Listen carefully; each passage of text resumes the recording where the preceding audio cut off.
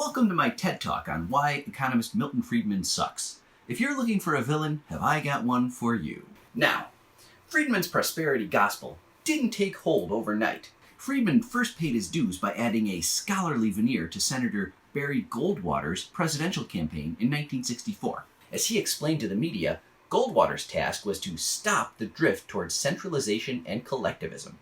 The way he and Goldwater saw it, capitalism was in a struggle to the death with communism. Even a half century after Goldwater went down in flames against Lyndon Johnson, losing 44 states to 6, Milton Friedman remembered the period fondly. Referring to Goldwater's notoriously uncompromising acceptance speech at the Republican convention, Friedman called it splendid. I recall particularly relishing the sentence that came back to haunt Goldwater: "Extremism in the defense of liberty is no vice." Friedman soon found a mass audience for his economic views with a regular column in Newsweek that ran from 1966 to 1983. The books he wrote with his wife Rose, also an economist, became bestsellers. He also advised Richard Nixon's successful presidential campaign in 1968. And even though he probably had to keep from puking when Nixon told the world, "I am now a Keynesian in economics," in 1971, Friedman's time to shine was almost at hand. Friedman found a special laboratory for applying his theories in Augusto Pinochet's Chile.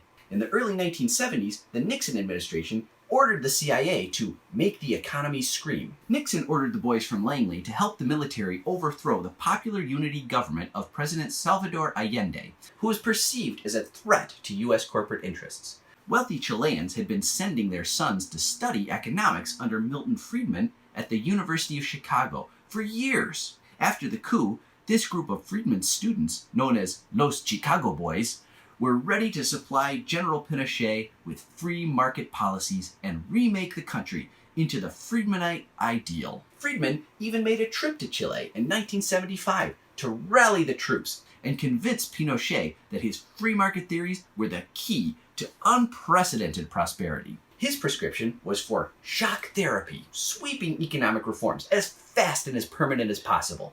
Unfortunately, the people of Chile were resistant to the bold economic agenda the Pinochet dictatorship was foisting upon them. Tens of thousands of Chileans who disagreed with the government were branded subversives and disappeared, kidnapped, and tortured. Thousands more faced summary execution, tossed from helicopters into the Pacific, or shot and buried in a roadside ditch.